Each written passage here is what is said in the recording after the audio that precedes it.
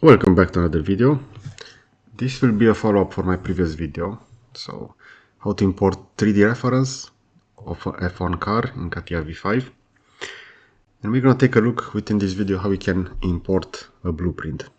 So, I would usually recommend to have a mesh imported for this, because having a mesh offers much more information regarding the shape of that car than only adding images. But let's take a look at how we can add a blueprint. So I will go over here and I will search for a F1 Aston Martin blueprint. And we're gonna see over here there are various websites where we can access blueprints. So I'll go over here for the same car from my previous video. We see over here we had the 3D model on Sketchweb. And over here on the blueprint website, this should open. And this will be the blueprint. Now, this will be available for download for 22 euros in this case. But I'm gonna open this blueprint, even though it will have the watermark on top of it. So we see the same logos over here, positioned just like the one onto the 3D model. So we see over here on the back that Cognizant company as well that will be added over here. Now I will right click on this blueprint and I want to open this image in a new tab. We're gonna see that this will be the resolution. So on the x-axis we're gonna have 550 pixels and on the y-axis 357. So I'm gonna save this image. I will position it on my desktop.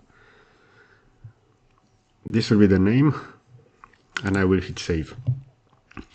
Now if I will add this within CATIA, the overall resolution for this will be quite small. So I will go onto upscale and this will be the website upscale.media, and over here we have the possibility to increase the resolutions. So we see over here some case studies on those. I can upload the image. I know that I save it on my desktop and it will start with 2.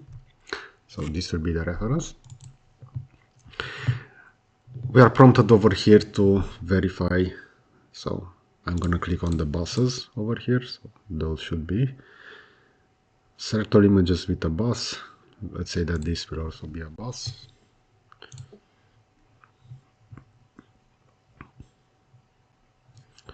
Okay, so click verify once there are none left. This should be it. And now we have the image uploaded. And you are not required to register on Upscale website. And for example, we're gonna see over here. If I will go over here on that where we have that brand, we're gonna see how that will look upscaled. I will also choose to go 4 times. So this will further increase the resolution. And we're gonna see, for example, over here where we have this this logo for Cognizant. This will be much more well defined. And overall, we're gonna see that the lines that we are gonna use to trace the car will be better defined. I can also do the enhanced quality over here. This will now be reprocessed, and afterwards we're gonna see that this will be the final output. Afterwards, I will click on download image and we're gonna have this downloaded. So again, on the desktop, this will be the same name. It will have transform added to it. And afterwards, I can jump within CATIA. So over here, I will start from scratch. I will go to Sketch Tracer. And within Sketch Tracer, we can start positioning our immersive sketches over here. If we know the dimensions of the car, for example, we see over here that it will be 2 meters on the width. We can also create some references with some rectangles so we can better position. And I can do that by creating a new part over here, and I will call this, let's say, reference. I will add the same name for the part number. And over here, if I will go from the Z and X plane, currently I'm within Sketch Tracer, so in order to add a new plane, I will double click on this part over here where we have the yellow gear. And currently I'm within Digital Shape Editor because I imported the mesh within my previous video, but I will jump to Generative Shape Design. And over here, starting from the Z and X plane, I will create a new plane. And I will position this at 1000 millimeters. So this will be the middle reference. I can also select this plane. I can rename this to be middle. I can also change it within the graphic properties over here. For example, I can make it orange and I can make it with a thicker line. So this will be the middle of our reference. And now I can jump back within the product and I can start adding those images. Now, the image that I just downloaded over here will have all the views added within the same image. That shouldn't be any problems within CATIA because we can cut those directly over there. So let's start, for example, with the side view. I will go over here within the left view. In this case, the left view will be positioned like this. So I can, for example, go to the right view. We see the orientation of the compass over here. And now I will click on the create an immersive sketch. And over here, I will search for that transform image. As you can see over here, by default, this will not be compatible over here. So the file format is a JPEG file, but that image is not visible over here. This is because the JPEG file that was saved over here is a little bit different. So this is the one downloaded from Upscale. If I will go to properties, we're gonna see some details regarding this. This is a JPEG file, just like this one, but CATIA will not be able to read that. So we see item type, JPEG file, the same over here. In order to make this compatible with CATIA, we need to open this. I will open it with Paint. And all I have to do is just have this resaved as a JPEG image on the desktop. I will just add Paint over here because I know this was converted using Paint. And now if I will jump back over here within CATIA, we're gonna see that this will also be a viable input as a JPEG file. So keep that in mind that elements converted on Upscale need to be resaved because they are not compatible with CATIA. So I have the side view open over here. On this blueprint, we don't have the information regarding the length of the car. So I can jump back over here and I can do a search for this. I will take this name. I will add length. Okay, so how long? This is regarding, let's add size, not length over here. What are dimensions of an F1 car?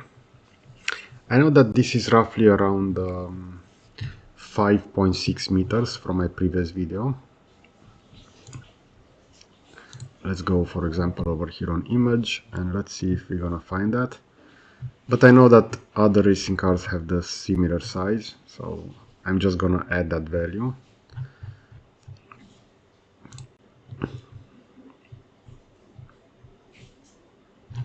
Let's add size in length.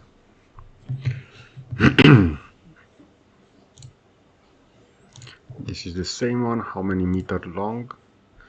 And we see over here that the minimum weight for the cars are limited to dimension, so 5.63 meters, this is the maximum length. And I know that this is around 5.6. So we're gonna add that size.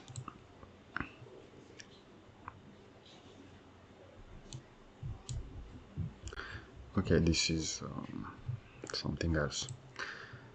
So over here, this is a side view. So I'm gonna move this inner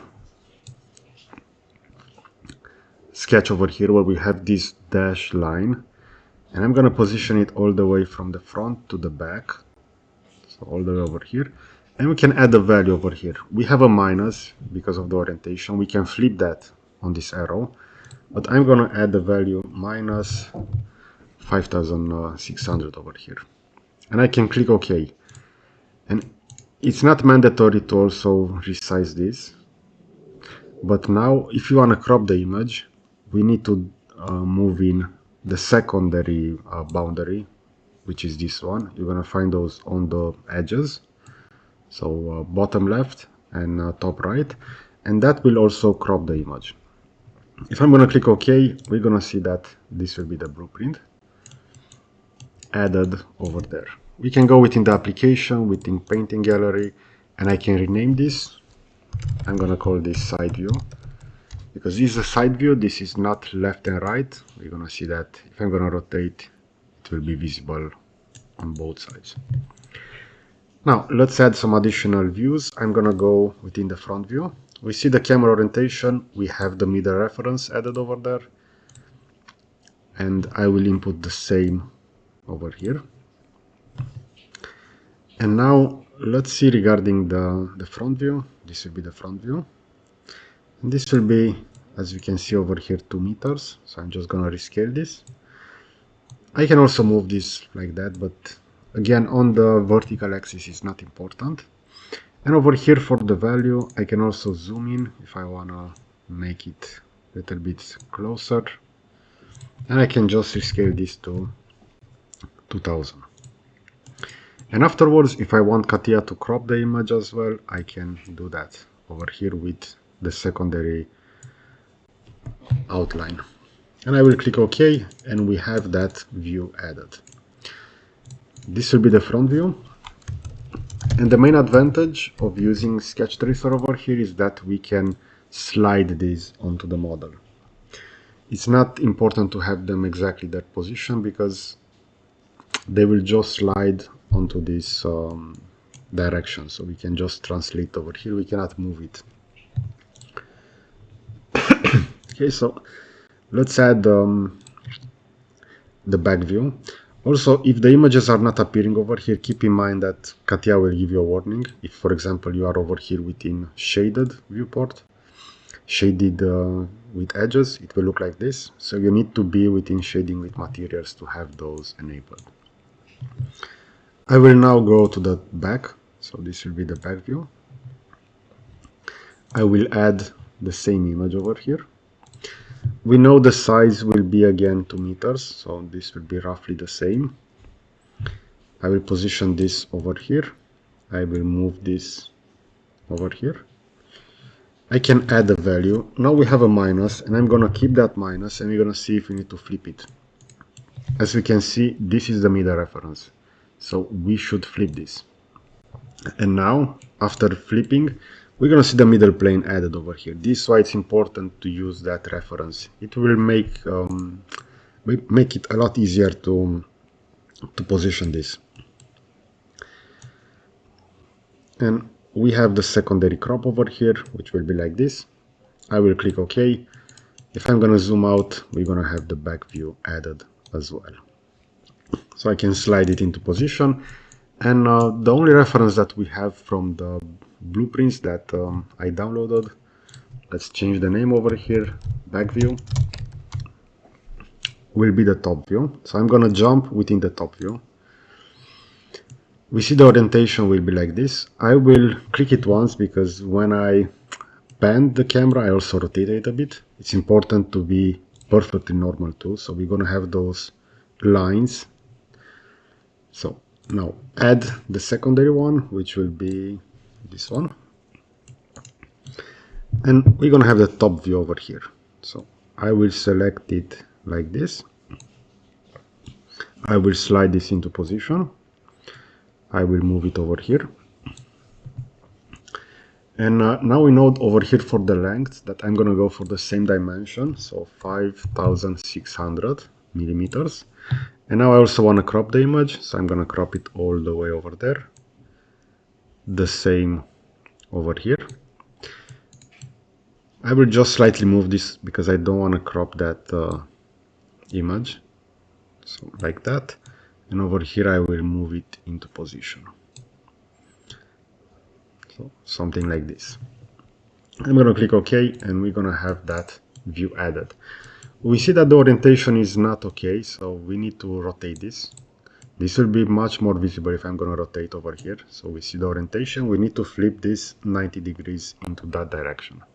So to do that, go back to the top view, double click on the recently added reference, and we have over here the rotation. So if I'm gonna move this upwards, we're gonna see that this will move like this. So this will not be the correct orientation.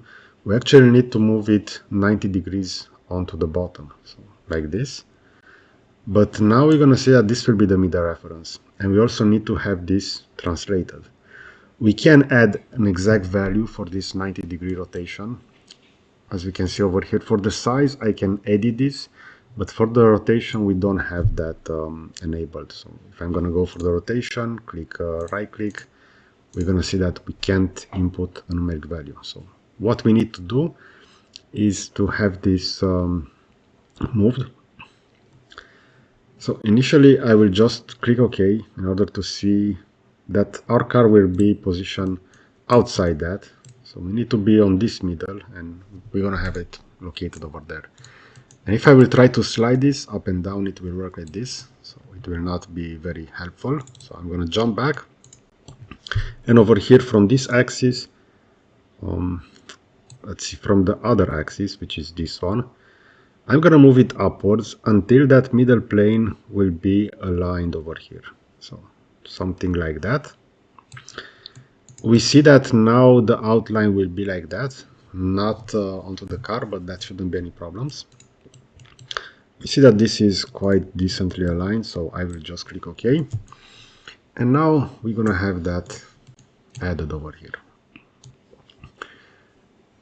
And now we can start tracing this within freestyle or imaginary shape or generative shape design in order to recreate the body of the car. I would suggest to start from adding some geometric reference, for example the wheels, and you can also insert some new parts for those. You can add the name over here, for example wheels. I'm gonna add the same name for both of those. And if I will double click on these wheels, this will take me to generative shape design, and that is fine for this. We're gonna see that the wheels will be starting right over here from this plane. So I can create a new plane over here. I can draw a circle in order to obtain that volumetric size of that wheel. I can also round this up, so 355 in this case. We can also add multiple within the same sketch, but I will just add this over here as a single one, and I can have this extruded.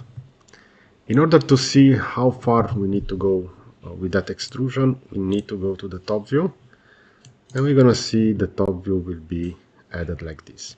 And as you can see, we have some slight misalignments over here that we will now calibrate. This is why it's important to initially draw some volumetric elements such as the wheels that will be a simple geometric shape that we can calibrate those views. So let's add the total length of this to 380 in this case, and we see that that is roughly the size, and we see that we need to calibrate that, move it a little bit downwards. So I'm gonna click OK. Now I'm gonna double click on this painting, which if I will rename this, this will be the top view. So I'm gonna double click on this, double click now onto that, and we need to slightly adjust this. So if I'm gonna move this up and down, over here, we're gonna see how that will move. And I'm gonna move it until we are overlapped over here. I'm still gonna try to keep that plane in the middle, but at the same time I want this wheel to be overlapped. We have traced the wheel onto that view, so we see that this will be that positioning. And now if I will go within the left, the side view, in this case the right view, we're gonna have the wheel roughly aligned over here. So this is a little bit slightly offset. We can recalibrate that view if needed. We can just double click that side view. It will take us over here. We're still gonna see the wheel shape over there, which is really important. And now we can easily calibrate this as well. So I'm gonna calibrate it like that. I'm gonna click OK, and now we have that aligned. So that means if I will go from the top, it will look like this, and from the sides. And now within these wheels, we can also mirror that according to this to see if we have this decently aligned. We can use the mirror tool over here, which we're gonna find it over here. So this will be symmetry. Yes, we don't need to translate that or move it. So I'm gonna mirror the element will be the extrude, and the reference will be the middle plane over here. I'm gonna click OK, move upwards, and we're gonna see this will be the orientation for that. We can do the same for the back. So we could add within the same sketch another sketch, but I'm just gonna create another one. If you want to maintain the wheels at the same height, we can add a value between that and the horizontal axis, for example 395. And I'm just gonna create a new sketch within this plane, which will be the Z and X plane. I'm gonna create a new sketch. I'm gonna go normal to again, and I will start a new sketch over here. I'm gonna add the same radius over here, and I will add the same height from that point all the way to the horizontal axis, 395. We see over here that this is a little bit slightly upward, so I'm just gonna check the values, 395, 355. So I'm gonna go within the other sketch, 355, 395. So those are well defined. But as you can see over here within the blueprint, this is slightly misaligned. But as we can see over here, the blueprint over here had a different size over here on the white, while over here we had that lower. So maybe those wheels are not at the same level, but I'm not sure about that. We can change this value in order to follow the blueprint. 390. This will take us a little bit down. I can even go a little bit more, so 380. So this will calibrate a lot better with that. But in reality, I still consider that those wheels should be at the same height. Therefore, this is why I don't usually recommend using blueprints, as you can see over here. I'm just gonna start Blender really fast over here, and I will import the car from my previous video. And I'm gonna check if the wheels are at the same height. Those should be, because usually cars should have that. I'm gonna import a GLB file just like within my previous video. I have it over here within downloads. This will be the model.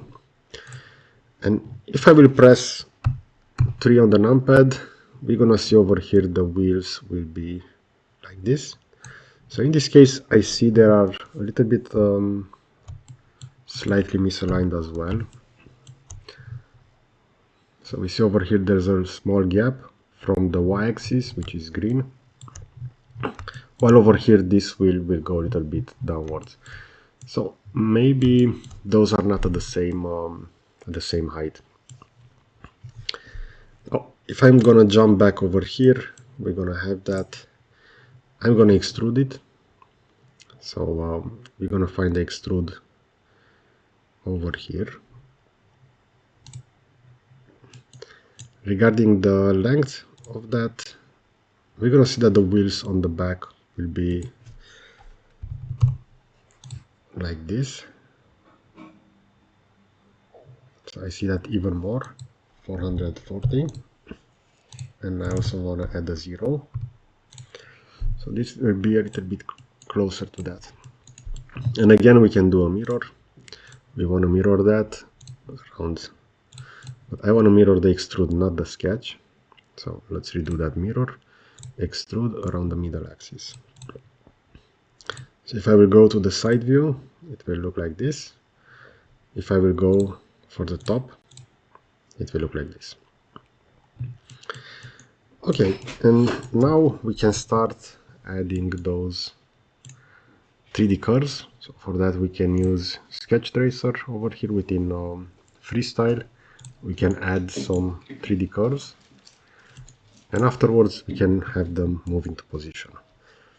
Now, for a car like this, I would also recommend some of the elements to be created using Imagine and Shape, because that will allow an easier workflow. Also, just as I presented within my previous video, I would also better recommend to use a 3D reference than a blueprint, because we're going to have a lot more information added within that.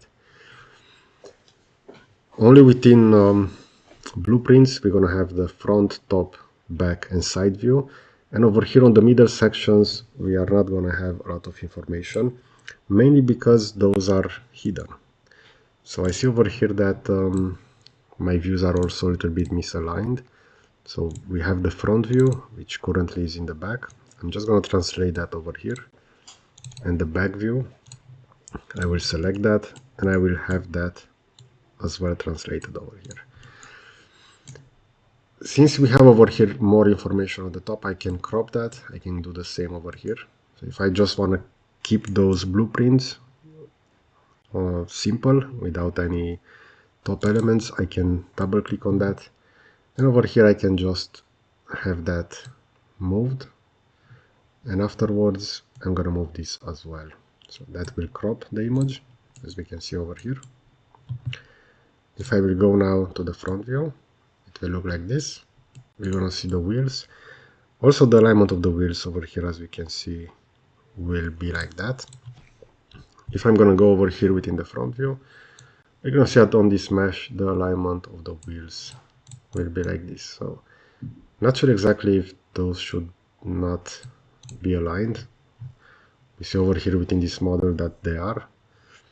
So again, over here within the blueprint, I think that those are not that well traced.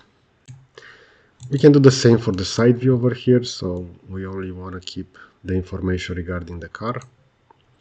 So I'm going to trim it like that. I'm going to click OK, and this will be the reference. Okay, so I hope you enjoyed this kind of content. I will position a similar video over here on the left side, and I will also add a subscribe button to the right. So that's it. Thanks for watching.